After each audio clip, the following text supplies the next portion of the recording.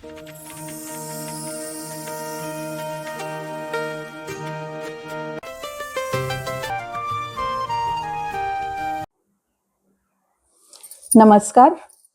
मी संजीवनी शिंत्रे. शब्द संजीवनीमध्ये तुमचं पुन्हा एकदा स्वागत. तुमची सगळ्यांची गुढीपाडव्याची तयारी तर झालीच असेल. मग आज काय बेत आहे? श्रीखंडपुरी का बासुंदी का गुलाबजाम? आणि जेव्हा तुम्ही हा बेत कराल आणि नंतर आपल्या कायप्पावर गुढीपाडव्याच्या शुभेच्छा द्याल, कायप्पा म्हणजे समजलं ना, आपलं व्हॉट्सॲप. हो, त्या कायप्पावर जेव्हा शुभेच्छा द्याल ना, तेव्हा गुढीपाडव्याच्या हार्दिक शुभेच्छा असं म्हणत असताना द ची वेलांटी कुठली आहे ते नीट बघा बरं का. नाहीतर ती द ची वेलांटी दुसरी द्याल आणि भलतंच काहीतरी होऊन राहील. तुम्हाला वाटेल की अहो भावना महत्वाच्या, आम्ही तर बाबा भा-पो असं म्हणतो, भावना पोचल्या. हे जरी खरं असलं तरी जितक्या भावना महत्वाच्या आहेत तितकीच आपली भाषा सुद्धा महत्वाची आहे.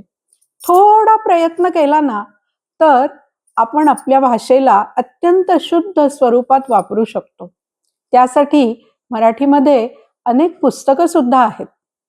आपल्या मराठीमध्ये मोरा वाळंबे नावाचे अतिशय ज्येष्ठ असे अभ्यासक होऊन गेले. त्यांनी मराठी शुद्ध लेखन प्रदीप असं नावाचं एक पुस्तक लिहिलेलं आहे. 1981 साली हे पुस्तक प्रसिद्ध झालं आणि मग नंतर हे पुस्तक अजूनही वाचकांमध्ये खूप लोकप्रिय आहे. नंतर 2001 साली त्याची अरुण फडके यांनी सुधारित आवृत्ती ही प्रसिद्ध केलेली आहे. त्याच्यानंतरचं महत्वाचं पुस्तक आहे प्राध्यापिका यास्मिन शेख यांचं मराठी लेखन मार्गदर्शिका. तुम्हाला माहितीच आहे, प्राध्यापिका यास्मिन शेख यांनी वयाची 100 पार केली आहे.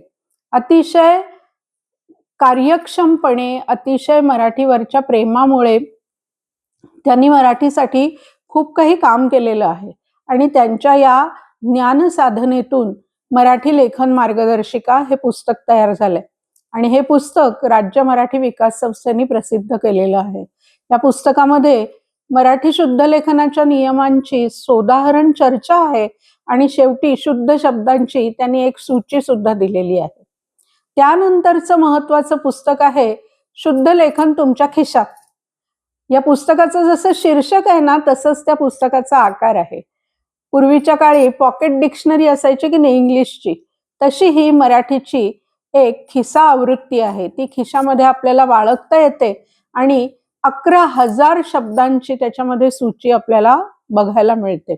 राजहंस प्रकाशनाने हे पुस्तक प्रकाशित केलंय आणि अरुण फडक्यांनी संपादित केलंय. अरुण फडक्यांचाच मराठी लेखन कोश नावाचा एक कोश आहे.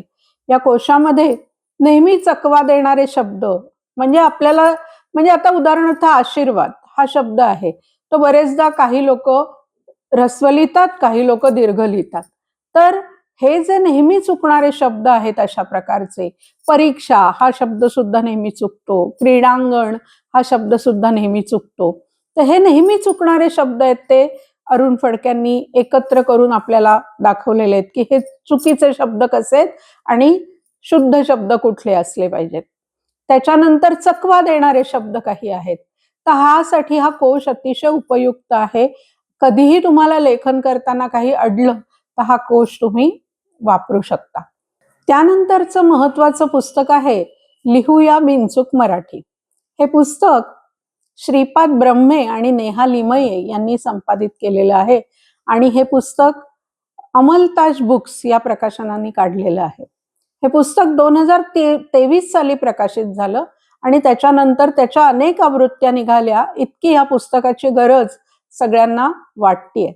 या पुस्तकामध्ये नेहमी चुकणारे शब्द हा तर एक विषय आहेच, पण इंग्रजी आणि हिंदी याच्या प्रभावामुळे आपली मराठी वाक्यरचना कशी चुकते याची त्यांनी अनेक उदाहरणं या पुस्तकामध्ये दिलेली आहेत.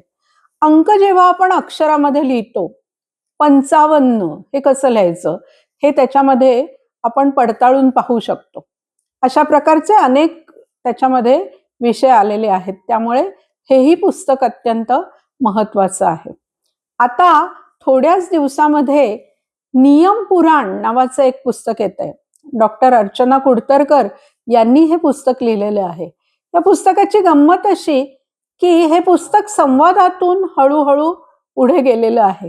त्यामुळे शुद्ध लेखनाचे नियम आपल्याला कंटाळवाणे जे नेहमी वाटत असतात, त्या कंटाळवाणेपणाला बाजूला ठेवून शुद्ध लेखनाचे नियम समजून घ्यायला हे अतिशय सुंदर असं पुस्तक आहे. आणि हे पुस्तक बीज पब्लिकेशन प्रकाशित करतंय. तुमच्या नेहमी कोणत्या चुका होतात शब्द लिहित असताना? मराठी लिहायचं म्हटलं की तुम्हाला कंटाळा येतो का? टाईप करायचं म्हटलं की चुका होतील, नक्की उकार पहिला की दुसरा, वेलांटी कशी द्यायची, रफार कसा द्यायचा, नक्की अनुस्वार कुठे द्यायचा, अशा समस्या तुम्हालाही येतात का? जर येत असतील तर ही पुस्तकं नक्की तुम्ही वापरा, संदर्भ म्हणून वापरा. आणि शुद्ध लेखन हा आग्रह न राहता सवय झाली पाहिजे. हा जो अरुण फडके यांचा विचार होता तो आपण आता अंमलात आणला पाहिजे. गुढीपाडव्याच्या निमित्ताने हा आपण एक प्रकारचा संकल्पच केला पाहिजे. नुसती श्रीखंडपुरी खाऊन गप्प बसण्यापेक्षा आपली भाषा कशी चांगली होईल याच्याकडेही लक्ष दिलं पाहिजे.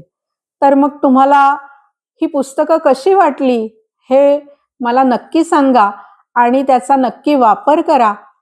आणि तुम्हाला येणाऱ्या अडचणी माझ्या YouTube चॅनलवरच्या कमेंटमध्ये लिहा. त्यासाठी माझं शब्द संजीवनी हे चॅनल लाईक करा, शेअर करा आणि सबस्क्राईब करा. नमस्कार.